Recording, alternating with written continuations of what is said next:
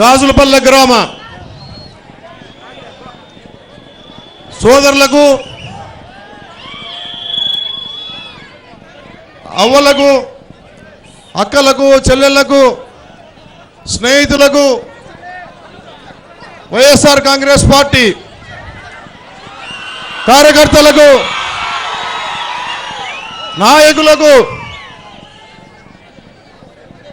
రైతు భరోసా యాత్ర సందర్భంగా మన ప్రియతమ నేత వైఎస్ జగన్మోహన్ రెడ్డి గారు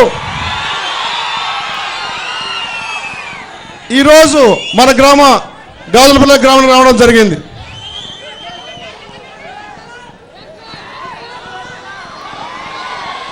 ఐదు రోజులైనటువంటి కార్యక్రమం 6వ రోజు పెరిగి మీకోసం ప్రత్యేకంగా జగనన్న ఈ గ్రామానికి రావడం జరిగింది. ఈనేడు అన్నగారిని మీరు ఇంత ప్రేమతో, ఆదరణతో స్వాగతం పలికినందుకు గాజులపల్లె గ్రామస్తులు ప్రతి ఒక్కరికి పేరు పేరున నా ధన్యవాదాలు తెలియజేసుకుంటా ఉన్నాను.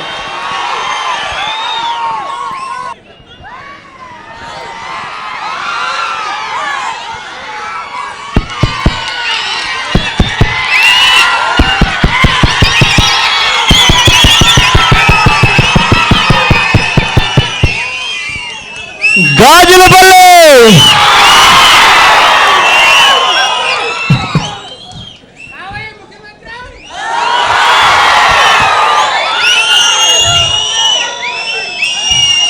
మిట్ట మధ్యాహ్నం దాటింది. అయినా కూడా మండుతున్న ఎండను ఏమాత్రం కూడా ఖాతరు చేయడం లేదు. 1:30 కావస్తా ఉంది. అయినా కూడా భోజనం చేయడానికి ఏ ఒక్కరూ కూడా కారణాలు వెతుక్కోవడం లేదు. నడి రోడ్డన్న సంగతి తెలుసు, అయినా కూడా లెక్క చేయడం లేదు. చెరగని చిరునవ్వుతో ఆప్యాయతలు చూపిస్తా ఉన్నారు. చెరగని చిరునవ్వులతో ఆత్మీయతలను పంచిపెడతా ఉన్నారు. మీ అందరి ప్రేమానురాగాలకు, మీ అందరి ఆప్యాయతలకు ప్రతి అక్కకు, ప్రతి చెల్లెమ్మకు,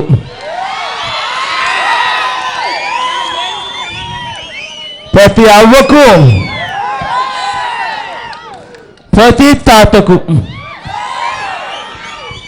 ప్రతి సోదరుడికి, ప్రతి స్నేహితుడికి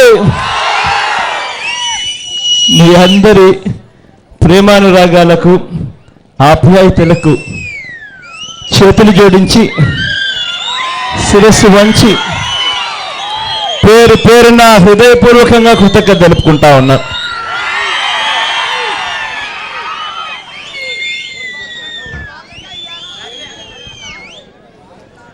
ఈరోజు గాజులపల్లె గ్రామానికి రావడం, రైతు భరోసా యాత్ర సందర్భంగా ఇవాళ ఈ గ్రామానికి ఇక్కడికి రావడం జరుగుతూ ఉంది. ఇవాళ ఒక్క ఈ కర్నూలు జిల్లాలోనే అధికారిక లెక్కల ప్రకారమే దాదాపుగా 40 మంది పైచులకే రైతన్నలు ఆత్మహత్యలు చేసుకున్న పరిస్థితులు కనిపిస్తూ ఉన్నాయి. మన అధికారిక లెక్కల ప్రకారమే 40 మంది రైతులు పైచులకే ఆత్మహత్యలు చేసుకున్నారు అనంటే చంద్రబాబు నాయుడు గారి హయాం వచ్చిన తర్వాత ఒక్క ఈ జిల్లాలోనే ఈ పరిస్థితి ఉంది అని అంటే ఈ 3 సంవత్సరాల కాలంలో చంద్రబాబు నాయుడు గారు అధికారంలోకి వచ్చిన తర్వాత మనకు మంచి జరిగిందా అని చెప్పి నేను అడుగుతా ఉన్నాను.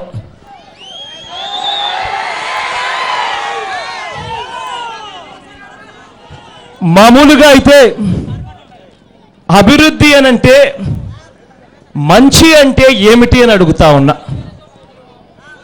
మంచి అంటే అభివృద్ధి అని అంటే నిన్నటి కన్నా ఈరోజు బాగుండాలి, ఈ రోజు కన్నా రేపు ఇంకా బాగుంటుంది అన్న నమ్మకం ఉండాలి. అలా ఉన్నప్పుడు, అలా జరిగినప్పుడు, బాగున్నప్పుడు దాన్ని అభివృద్ధి అంటారు. ఈ 3 సంవత్సరాల కాలంలో చంద్రబాబు నాయుడు గారి పాలన చూసినప్పుడు, ఈ పాలన చూసినప్పుడు అయ్యో ఆ దివంగత నేత ప్రీతమ నాయకుడు రాజశేఖర రెడ్డి గారు, ఆ పాలన మాకు కరువయిందే, ఆ పాలన మాకు దూరం అయింది అని చెప్పి అనిపించే పరిస్థితి ఇవాళ కనిపిస్తూ ఉంది. ఇవాళకి 3 సంవత్సరాలు అయిపోతూ ఉంది చంద్రబాబు నాయుడు గారి పాలన వచ్చి.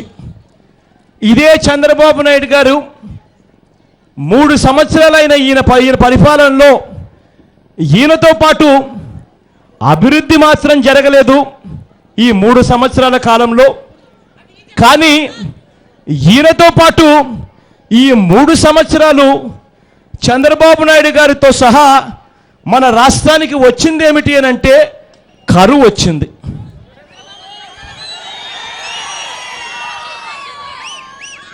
ఈయన ముఖ్యమంత్రిగా ప్రమాణ స్వీకారం చేశాడు. 3 సంవత్సరాల నుంచి కరువే కరువు.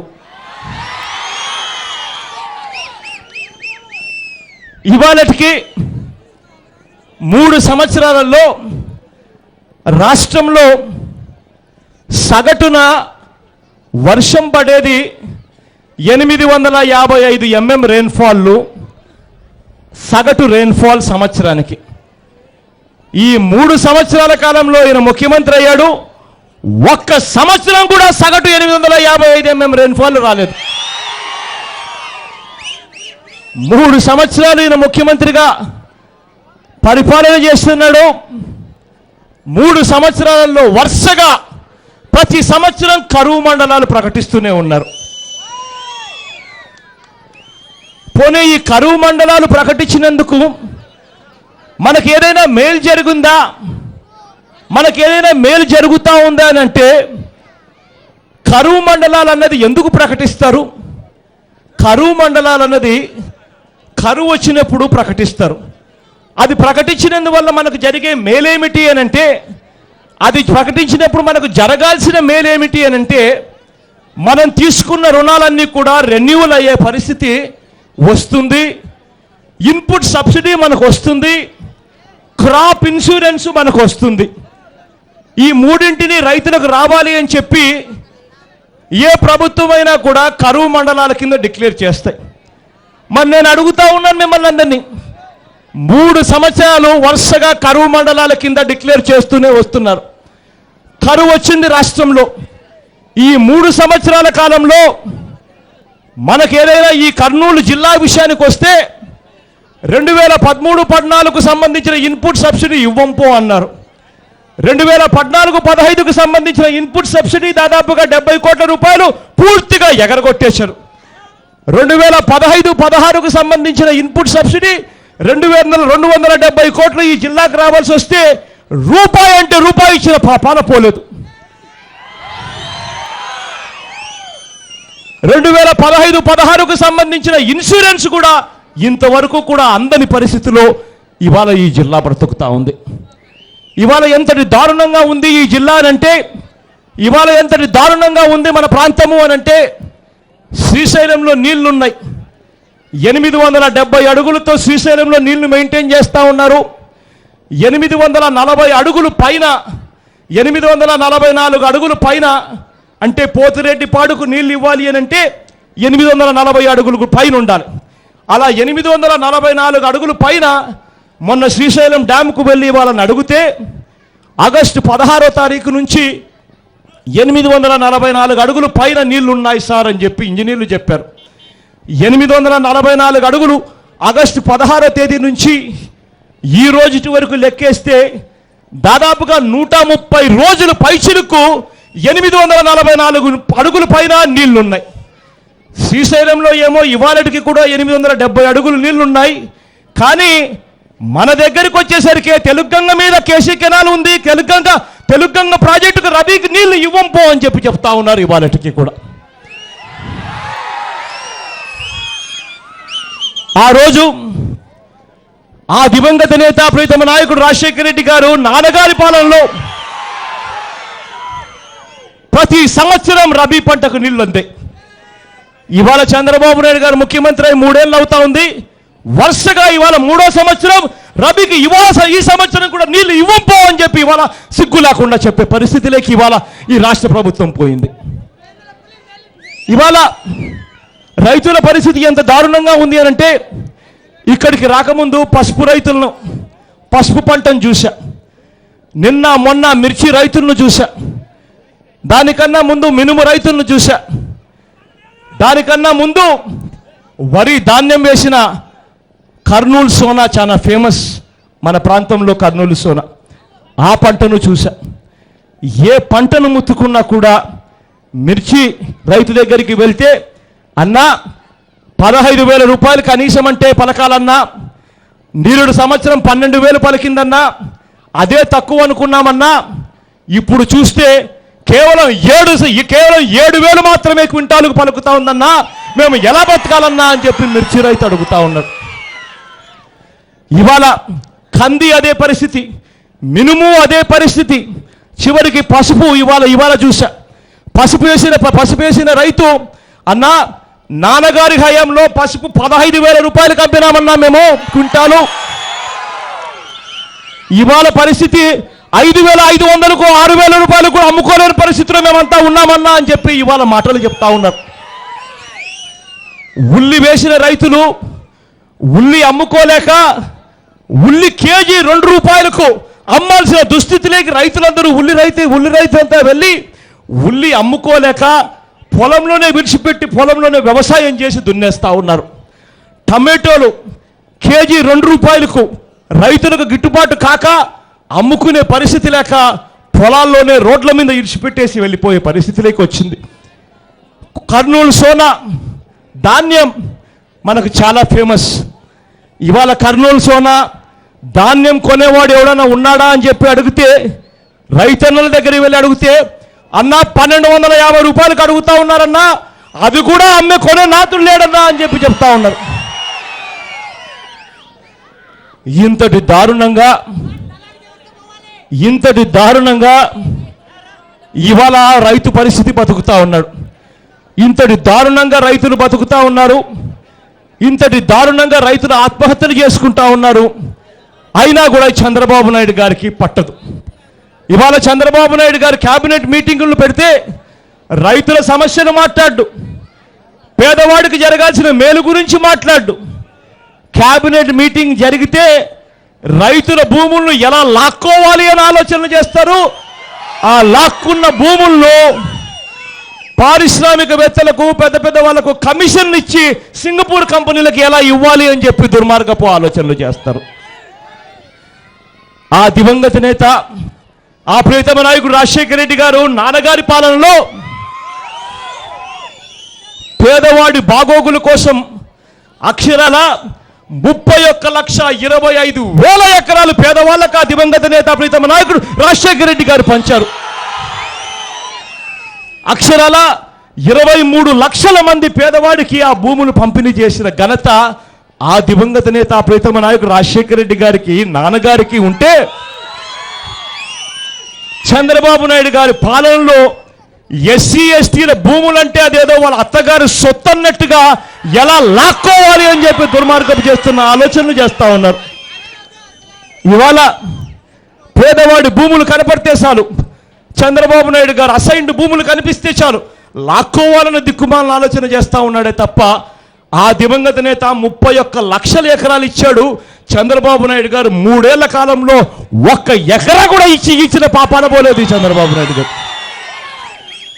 ఆ రోజుల్లో నాన్నగారు ఆ దివంగత నేత ప్రీతమ నాయకుడు రాజశేఖర రెడ్డి గారు ప్రతి పేదవాడికి ఇల్లు ఉండాలని, ఇల్లు లేని పరిస్థితి ఏ పేదవాడికి ఉండకూడదు అని దేశం మొత్తం 48 లక్షల ఇల్లులు కడితే ఒక్క మన రాష్ట్రంలోనే దేశంతో పోటీపడి ఆ దివంగత నేత ప్రీతమ నాయకుడు రాజశేఖర రెడ్డి గారి పాలనలో, నాన్నగారి పాలనలో 48 లక్షలు ఒక్క మన రాష్ట్రంలోనే కట్టి దేశంతో పోటీ పడ్డాం.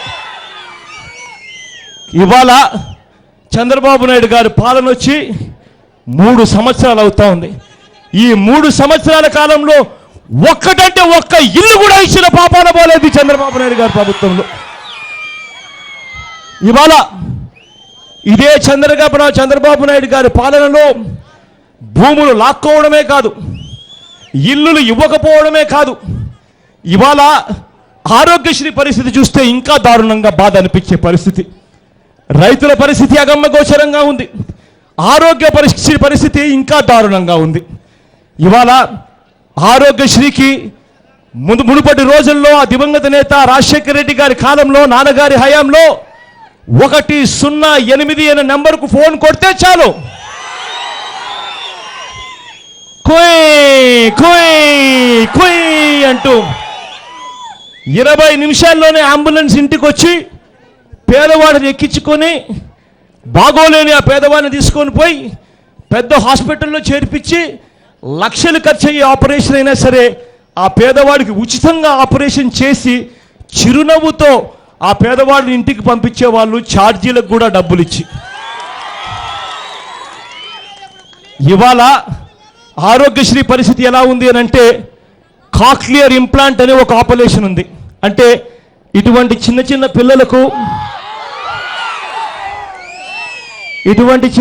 చిన్న పిల్లలు సంకనెత్తుకున్న చిన్న పిల్లలకు ఎవరికైనా కూడా మూగా చౌడుగన వస్తే, ఆ పిల్లలకు మూగా చౌడు వచ్చితే ఆ మూగా చౌడు ఆపరేషన్ చేయించాలనంటే డాక్టర్ల దగ్గరికి పోతే ఆ ఆపరేషన్ 6 లక్షల నుంచి 9 లక్షల రూపాయలు ఖర్చు అవుతుంది అని అంటారు. ఆ దివంగత నేత నాన్నగారి హయాంలో అటువంటి పరిస్థితి ఏ పిల్లాడికి రాకూడదు అని 6 లక్షల రూపాయలు 9 లక్షల రూపాయలు ఖర్చు అయ్యే ఆపరేషన్ అయినా సరే ఆ పేదవాడికి 12 ఏళ్ల వయసు వచ్చేదాకా ఆ పేదవాడు ఆపరేషన్ చేయించుకోవచ్చు అన్న పరిస్థితి. ఇవాళ ఆ పేదవాడిని తీసుకొని పోయి, ఆ పేదవాడిని తీసుకొని పోయి ఆపరేషన్ చేయించండి అని చెప్పి ఆరోగ్యశ్రీలో ఆపరేషన్ చేయించండి అని చెప్పి ఏ పేదవాడు పిల్లాడిని తీసుకొని పోతే ఆ ఆపరేషన్ మేము చెయ్యంపో అని చెప్పి ఇవాళ వెనక్కి తిరిగి పంపిస్తే పరిస్థితి కనిపిస్తూ ఉంది. 3 ఏళ్ల లోపే అట ఆపరేషన్ చేస్తారట. ఆ 3 ఏళ్లలో ఆ పేదవాడికి ఆ పేద పిల్లాడికి మూగా చెవుడు ఉంది అన్న సంగతి ఆ తల్లికి అర్థమయ్యేసరికి ఆ 3 ఏళ్ళు దాటిపోతుంది. ఆ పిల్లాడు మూగా చెవుడుతో జీవితం అంతా గడపాల్సి వస్తుంది. ఆరోగ్యశ్రీ పరిస్థితి ఎంత దారుణంగా ఉంది అని అంటే, కిడ్నీస్ ఫెయిల్ అయి అనారోగ్యంతో బాధపడతా ఉన్న పేదవాడు ఏదైనా కిడ్నీస్ ఫెయిల్ అయి డయాలసిస్ చేయించుకోవాలి అని అంటే, ఆ డయాలసిస్ చేయించుకోవాలి అని అంటే వారానికి 2 సార్లు చేయించాలి. ఒక్కొక్కసారి డయాలసిస్ చేయాలి అంటే 3,000 రూపాయలు ఖర్చు అవుతుంది. వారానికి 2 సార్లు అంటే 6,000 ఖర్చు అవుతుంది. నెలకు 24,000 ఖర్చు అవుతుంది. సంవత్సరానికి 3,12,000 రూపాయలు ఆ పేదవాడికి డయాలసిస్ చేయాలనంటే ఆ కిడ్నీ పేషెంట్కు ఖర్చు అయ్యేది. ఇవాళ ఆ పేదవాడు నాకు డయాలసిస్ చెయ్యండి అని చెప్పి, ఏదైనా ఆరోగ్యశ్రీలో చెయ్యండి అని చెప్పి ఆ పేదవాడు హాస్పిటల్లోకి పోతే ఇవాళ ఆ పేదవాడి పరిస్థితి ఏంటంటే, వెయిటింగ్ లిస్ట్లో ఉండవు, సంవత్సరం తర్వాత తిరిగి రా అని చెప్పి చెప్తా ఉన్నారు. ఆ సంవత్సరంలోపు ఆ పేదవాడు పూర్తిగా పైకి పోయే పరిస్థితి కనిపిస్తూ ఉంది ఆ డబ్బులు పెట్టుకోలేక. ఇవాళ క్యాన్సర్ వచ్చిన ఏ పేదవాడైనా కూడా క్యాన్సర్ నయం చేసుకోవాలి అని అంటే ఆ పేదవాడు క్యాన్సర్ హాస్పిటల్లోకి పోతే క్యాన్సర్లో మేము ఇచ్చేది ఇంతే అని చెప్పి ప్రభుత్వం చెబుతుంది. ప్రభుత్వం ఇచ్చే ఆ డబ్బుతో కీమోథెరపీ చేయాలి అని అంటే 2 సార్లకు మాత్రమే సరిపోయే పరిస్థితి. క్యాన్సర్ నయం కావాలి అని అంటే కనీసం 8 సార్లు 10 సార్లు కీమోథెరపీ చేస్తే తప్ప నయం కాదు. 8 సార్లు 10 సార్లు కీమోథెరపీ చేయాలి అని అంటే ఒక్కొక్కసారి చేయాలంటే 1,00,000 రూపాయలు ఖర్చు అవుతుంది. వీళ్ళు ఇచ్చేది మాత్రం ముష్టేసినట్టు కేవలం మేము ఇచ్చేది ఇంతే అని చెప్పి 2 లక్షలకే పరిమితం చేస్తూ ఉన్నారు. ఆ 2 లక్షలకు 2 సార్లు డాక్టర్లు కీమోథెరపీ చేసి ఆ క్యాన్సర్ పేషెంట్ను ఇంకా అయిపోయింది, పని అయిపోయింది, వెళ్ళిపో అని చెప్తున్నారు. క్యాన్సర్ ఆ తర్వాత 6 నెలలు తగ్గుముఖం పడుతుంది. 6 నెలల తర్వాత మళ్ళీ క్యాన్సర్ తిరిగి వస్తుంది. ఆ తర్వాత ఆ పేషెంట్ అడ్మిట్ ఆకాశంలో కలిసిపోతా ఉన్నాడు. ఇవాళ 108 నంబర్కు ఫోన్ కొడితే కుయ్ కుయ్ కుయ్ అంటూ 20 నిమిషాల్లో రావాల్సిన అంబులెన్సు ఎప్పుడు వస్తుందో కూడా తెలియని పరిస్థితి. ఇవాళ నెట్వర్క్ హాస్పిటళ్లకు డబ్బులు గవర్నమెంట్ అనేది ఇస్తే ఆ నెట్వర్క్ హాస్పిటళ్లలో పేషెంట్లకు డాక్టర్లు నయం చేస్తారు, వైద్యం చేస్తారు. ఆ నెట్వర్క్ హాస్పిటళ్లకు ప్రభుత్వం నెలల తరబడి బకాయిలు ఇవాళకి కూడా ఇవ్వాల్సిన పరిస్థితి ఉన్నప్పుడు ఆ డాక్టర్లు ఆ ఆరోగ్యశ్రీ కార్యక్రమంలో పేషెంట్లను పట్టించుకోలేని పరిస్థితిలో ఇవాళ ఆరోగ్యశ్రీ నడుస్తూ ఉంది. ఆ దివంగత నేత, ఆ ప్రీతమ నాయకుడు రాజశేఖర రెడ్డి గారి కలలు గన్న స్వప్నం ఇవాళ బజారున పడే పరిస్థితిలోకి వచ్చింది.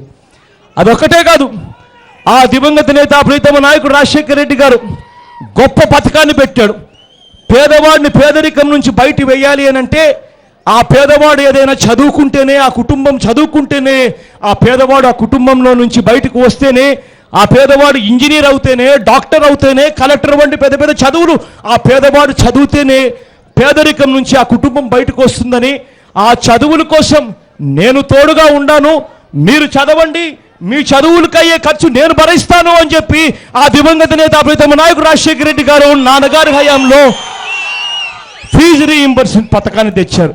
ఇవాళ ఆ ఫీజు రీయింబర్స్మెంట్ పథకాన్ని ఏ స్థాయికి దిగజార్చారు అని అంటే ఇంజనీరింగ్ చదువుతున్న పిల్లలకు ఫీజులు చూస్తే ₹1,00,000 పైచులకు ఫీజులు ఉంటాయి. చంద్రబాబు నాయుడు గారు ఇచ్చే ఫీజు రీయింబర్స్మెంట్ మాత్రం కేవలం 35 వేల రూపాయలు. ఇక మిగిలిన 65,000 70,000 ఎక్కడి నుంచి తెచ్చుకోవాలంటే ఆ పిల్లాడికి సంబంధించిన తల్లిదండ్రులు ఇల్లు అమ్ముకుంటేనో పొలాలు అమ్ముకుంటేనో మళ్ళీ చదివించే కార్యక్రమం జరగదు. ఆ పరిస్థితి లేక మళ్ళీ పేదవాడు ఇవాళ చదువుకోలేని పరిస్థితిలోకి దిగజారిపోతా ఉన్నాడు. 3 సంవత్సరాలు అయిపోయింది. నేను ఒకటే మిమ్మల్ని అడుగుతా ఉన్నా, ఈ 3 సంవత్సరాలలో చంద్రబాబు నాయుడు గారి పాలన ఇంత దారుణంగా ఉన్నప్పుడు చంద్రబాబు నాయుడు గారి పాలనలో మనకు మంచి జరిగింది అని చెప్పి ఎవరైనా చెప్పగలుగుతారా అని చెప్పి నేను గట్టిగా అడుగుతా ఉన్నా. ఇదే చంద్రబాబు నాయుడు గారు 3 సంవత్సరాల కాలంలో అన్యాయమైన పరిపాలన ఇచ్చాడు. ఇదే చంద్రబాబు నాయుడు గారు ఆ రోజు ఎన్నికలప్పుడు ఇదే చంద్రబాబు నాయుడు గారు ఎన్నికల్లో కుర్చీ మీదకి రావడానికి ఆ రోజు తాను ఇచ్చిన మాటలేమిటి, ఆ రోజు తాను చెప్పిన అబద్ధాలేమిటి, ఆ రోజు తాను గోడల మీద రాసిన రాతలేమిటి, ఆ రోజు తాను టీవీ ఆన్ చేస్తే ఇచ్చిన అడ్వర్టైజ్మెంట్ ఏమిటి అని ఒక్కసారి చంద్రబాబు నాయుడు గారిని గట్టిగా నిలదీయండి అని చెప్పి కూడా గట్టిగా అడుగుతా ఉన్నా. ఆ రోజుల్లో అధికారంలోకి రావడం కోసం ఇదే చంద్రబాబు నాయుడు గారు అన్న మాటలు, బ్యాంకుల్లో పెట్టిన బంగారం ఇంటికి రావాలి అని అంటే బాబు ముఖ్యమంత్రి కావాలి అన్న మాట అన్నాడు. అన్నాడా లేదా అని అడుగుతా ఉన్నా మిమ్మల్ని అందరినీ. నేను ఇవాళ అడుగుతా ఉన్నా, రైతుల రుణాలన్నీ కూడా పూర్తిగా మాఫీ కావాలి అని అంటే బాబు ముఖ్యమంత్రి కావాలి అని అన్నాడు. అన్నాడా లేదా అని అడుగుతా ఉన్నాను. రైతులను వదిలిపెట్టలేదు, మోసం చేశాడు. చివరికి ఆడవాళ్ళను కూడా చూడకుండా వాళ్ళను వదిలిపెట్టలేదు. డ్వాక్రా రుణాలన్నీ కూడా, పొదుపు సంఘాల రుణాలన్నీ కూడా పూర్తిగా మాఫీ కావాలి అని అంటే బాబు ముఖ్యమంత్రి కావాలి అని చెప్పి అన్నాడు. అన్నాడా లేదా తల్లి? గట్టిగా 2 చేతులు పైకెత్తి గట్టిగా చెప్పాలి. ఆడవాళ్ళను కూడా చూడకుండా వాళ్ళను మోసం చేశాడు. చివరకు వీళ్ళిద్దరిని మోసం చేస్తే సరిపోదు, ఓట్ల శాతం రాదు, ఇంకా తక్కువగానే ఉంటాం, గెలవాలి అంటే ఇంకా ఎక్కువ మోసం చేయాలి అని చెప్పి చదువుకుంటున్న పిల్లలను కూడా వదిలిపెట్టలేదు. చంద్రబాబు నాయుడు గారు ఆ రోజుల్లో టీవీ ఆన్ చేస్తే చాలు మనకి ఇంటికి పోతే కనిపించింది ఏమిటో తెలుసా? జాబు రావాలంటే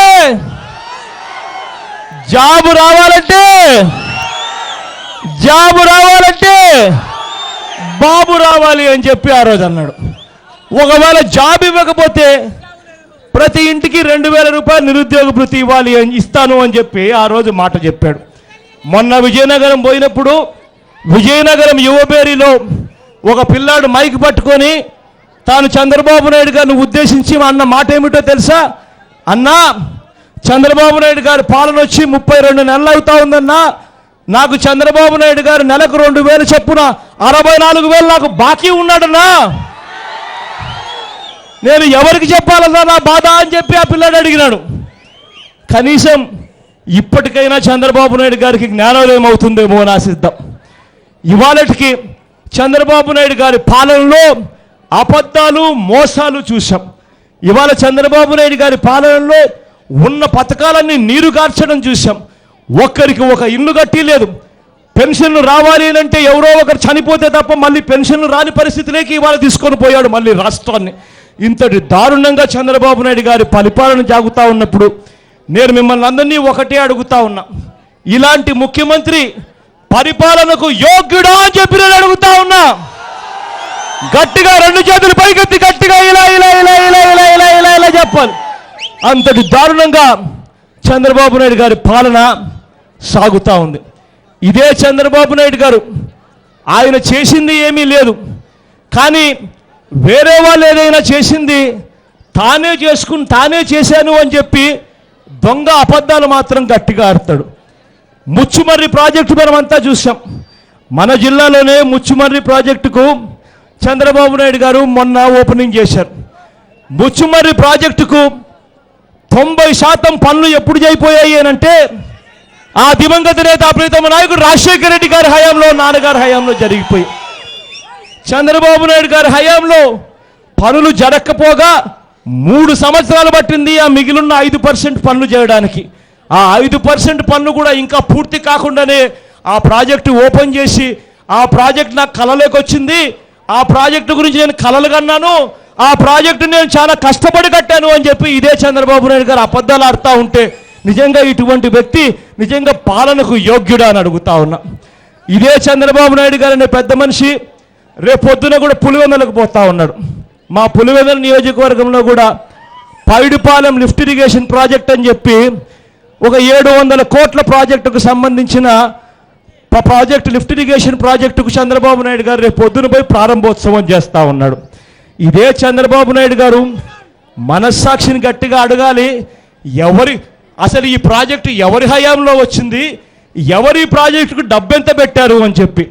ఇదే చంద్రబాబు నాయుడు గారు అక్కడికి పోయి నిల్చొని పైడిపాలెం కూడా నాకు కళ్ళలేకొచ్చింది, పైడిపాలెం గురించి నేను ఎంతో కష్టపడ్డాను, పైడిపాలెం ప్రాజెక్టుకు కట్టడానికి నాకు 3 ఏళ్ళు టైం పట్టింది అని చాలా గొప్పగా చెప్పుకుంటాడేమో. 700 కోట్ల ప్రాజెక్టులో చంద్రబాబు నాయుడు గారి హయాంలో ఇచ్చింది ఎంత అంటే ముష్టేసినట్టు 24 కోట్లు. ఈ 24 కోట్లకు ప్రారంభోత్సవం చేసి అక్కడే నిల్చొని నేనే పైడిపాలెం ప్రాజెక్టు కట్టాను, 3 సంవత్సరాల్లో నేను పైడిపాలెం ప్రాజెక్టు పూర్తి చేశానని కూడా చెప్పబోతా ఉన్నాడు ఇదే చంద్రబాబు నాయుడు. ఇటువంటి దారుణమైన అబద్ధాలాడే ఇటువంటి వ్యక్తిని బంగాళాఖాతంలో కలిపే రోజు రావాలి. దేవుడు మొట్టికాయలేసే పరిస్థితి రావాలి. ఇటువంటి అబద్ధాలాడే మనిషిని, ఇటువంటి మోసం చేసే వ్యక్తిని మనకొద్దు అని చెప్పి మనమంతా కూడా కలిసికట్టుగా ఒకటై బంగాళాఖాతంలో పడేసే రోజు కూడా త్వరలోనే ఉందని మాత్రం గట్టిగా చెప్తా ఉన్నా. అందరం కలిసికట్టుగా ఒకటై గట్టిగా అడుగులో అడుగు వేసి చేతిలో చేయేసి గట్టిగా ఈ కార్యక్రమాన్ని చేయడంలో నాతో పాటు కలిసి రావాలని చెప్పి సవినయంగా మళ్ళీ మరొక్కసారి ప్రతి అన్న, ప్రతి తమ్ముడికి, ప్రతి సోదరుడికి, ప్రతి స్నేహితుడికి, ప్రతి అక్క చెల్లెమ్మకు, ప్రతి అవ్వాతాతకు మరొక్కసారి హృదయపూర్వకంగా చేతులు జోడించి ప్రార్థిస్తూ సెలవు తీసుకుంటా ఉన్నా.